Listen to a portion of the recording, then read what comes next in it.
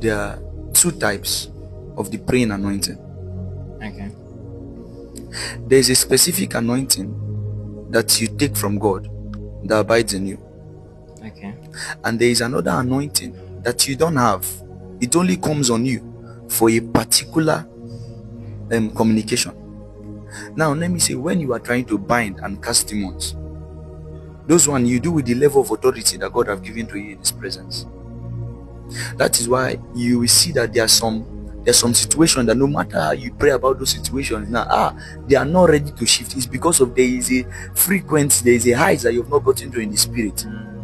But you will notice that there are sometimes that you will just be speaking in tongues. The kind of glory that will come upon you at that moment, you will tell yourself that I know that this particular anointing, this is not the measure that God has poured into my life at that particular time. Why that anointing came upon you is so that you can be able to communicate to the Father.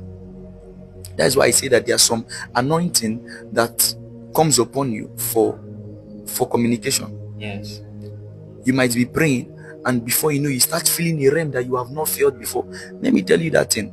It is just because of you wanting to experience that particular dimension for communication. That's why it was revealed. Yes, but your own particular anointing have not gotten to that level. Are you understanding? Yes. What I'm saying? That's why sometimes you might be so overwhelmed by His presence, and you just notice that you declared it in and you came out and that thing worked, and you are like, this thing actually worked.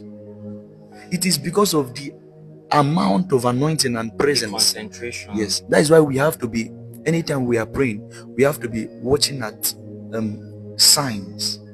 You might be praying and suddenly your hands start burning. Yeah. You might be praying and suddenly your legs, there's how it will be as if, yes, you cannot, there's a realm that you will enter that your bones will be like that of a child. You cannot stand until you prostrate before God. When you notice those realms, it's not to start saying, oh Jesus, I love you. It's very good.